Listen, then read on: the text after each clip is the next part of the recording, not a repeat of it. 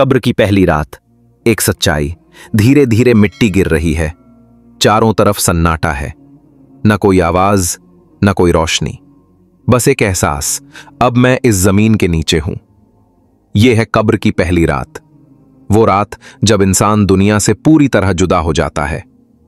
अब न कोई मां की पुकार, न किसी दोस्त का साथ, बस एक नई दुनिया जहां सब कुछ तेरे अमल के मुताबिक होगा। अचानक दो फरिश्ते आते हैं, जिनका रूप, जिनकी हीबत इंसान को हिला देती है। उनकी आवाज गूंजती है, मन रब्बुका, तुम्हारा रब कौन है? अगर जिंदगी में दिल से अल्लाह को रब माना था तो जुबान खुद बोल उठती है, रब्बी अल्लाह। लेकिन अगर दुनिया के मोह में उलझा रहा तो जुबान रुक जाती है, आवाज खो जाती है और कब्र की खामोशी डर में बदल जाती है। फिर दूसरा सवाल आता है, मा दीनुका, तुम्हारा दीन क्या है? अगर जिंदगी इस्लाम के रास्ते पर चली हो तो जवाब आता है, दीन इस्लाम। लेकिन अगर दीन को सिर्फ नाम तक सीमित रखा तो जवाब नहीं मिलता और कब्र तंग होने लगती है। तीसरा सवाल गूंजता है, मन हाजा अर्राजुल अल्लज़ी बुईसा फीकुम, वो शख्स कौन है जो तुम में भेजा गया था? अगर दुनिया में नबी सल्लल्लाहु अलैहि वसल्लम की सुन्नतों पर चला हो, कुरान से रिश्ता जोड़ा हो, तो जवाब आता है, हुम व मोहम्मद सल्लल्लाहु अलैहि वसल्लम रसूलुल्लाह। और फिर कब्र रोशन हो जाती है, नूर से भर जाती है, रूह को सुकून मिलता है। लेकिन अगर नबी सल्लल्लाहु अलैहि वसल्लम की बातों को भुला दिया, नमाज को बोझ समझा, तो कब्र के पत्थर सख्त हो जाते हैं और रूह दर्द में चिल्ला उठती है। कब्र अब या तो जन्नत के बागों में से एक बाग बन जाती है जहां रोशनी, खुशबू और राहत होती है, या जहन्नम के गड्ढों में से एक गड्ढा जहां अंधेरा, डर और तकलीफ होती है। वहां कोई दौलत काम नहीं आती, न कोई रिश्ता बचाता है, बस ईमान, नीयत और अमल, यही असली सहारा होता है। कब्र की पहली रात में रूह देखती है दुनिया की शान, शोहरत, सब कुछ खत्म, बस एक कपड़ा, कफन और एक बिस्तर मिट्टी का। यही वो रात है जिसकी तैयारी दुनिया में करनी है। अगर दिल अल्लाह की याद से भरा है तो कब्र भी नूर से भर जाएगी। अगर जुबान पर दुरूद है तो फरिश्ते नरमी से पेश आएंगे। अगर कुरान से रिश्ता था तो वो कब्र में साथी बन जाएगा। लेकिन अगर गफलत थी तो कब्र सवाल करेगी, किसने तुझे जिंदगी दी थी? किसके हुक्म से तू चलता था और तूने जिंदगी किसके लिए गुजारी? जब जवाब नहीं मिलता तो कब्र कहती है, अब जान ले, यहां सिर्फ हक चलता है। दोस्तों, ये वो सच्चाई है जो हर इंसान को देखनी है। वो रात हर किसी के मुकद्दर में लिखी जा चुकी है। आज मौका है अपने दिल को बदलने का, अपने अमल को सुधारने का और उस कब्र की पहली रात के लिए तैयारी करने का। खुद से पूछो, अगर आज वो रात आ जाए, क्या मेरे पास जवाब है? क्या मेरा ईमान मजबूत है?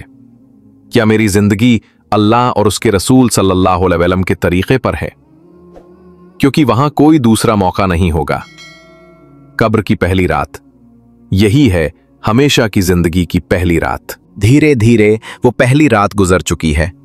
अब रूह को एहसास होता है कि ये कोई सपना नहीं, ये एक नया जहां है जो हमेशा रहेगा।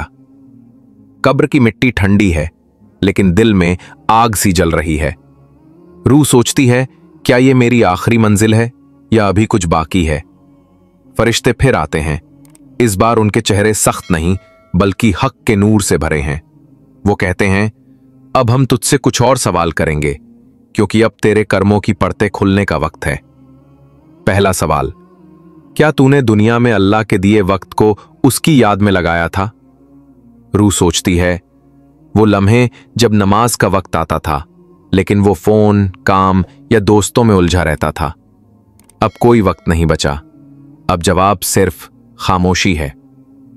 दूसरा सवाल, क्या तूने किसी भूखे को खाना खिलाया? रूह को याद आते हैं वो लोग जो दरवाजे पर मदद मांगते थे और उसने कहा था, आज नहीं। अब वो आज कभी नहीं आएगा। तीसरा सवाल, क्या तूने दूसरों को माफ किया था या दिल में नफरत जमा रखी थी। रूह कांप जाती है, क्योंकि अब उसे एहसास होता है कि माफ करना कितना आसान था, मगर उसने अपने अहंकार को बड़ा समझा। अब कब्र जवाब नहीं मांगती, वो खुद बोलने लगती है। वो कहती है, तूने मुझे या तो जन्नत का बाग बनाया होता या जहन्नम का गड्ढा। ये तेरे अपने अमल का नतीजा है। कब्र के एक कोने से नूर उठता है। वो नूर उस इंसान के नेक कामों से बना है।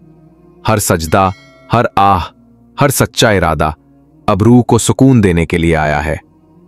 लेकिन दूसरे कोने में एक साया खड़ा है। वो गुनाहों की परछाई है। वो कहता है, मैं तेरे बुरे अमल का साया हूं। जब तक तेरा हिसाब पूरा नहीं होता, मैं यहीं तेरे साथ रहूंगा।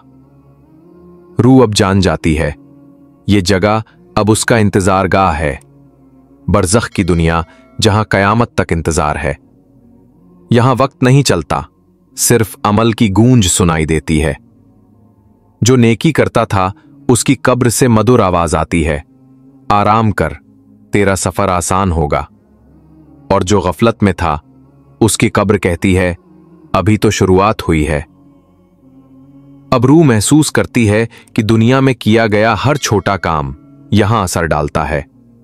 एक मुस्कान, एक मदद, एक सजदा, सब अब उसके साथ हैं। धीरे धीरे फरिश्ते चले जाते हैं, मगर एक आवाज गूंजती है, अल्लाह की रहमत उसके साथ है जो दुनिया में उसकी राह पर चला। रूह सुकून से कहती है, काश मैं वापस लौट पाता, ताकि एक सजदा और कर लेता। मगर अब कोई वापसी नहीं। अब बस इंतजार है उस दिन का जब कयामत की पुकार उठेगी और सब अपने अंजाम की तरफ बढ़ेंगे।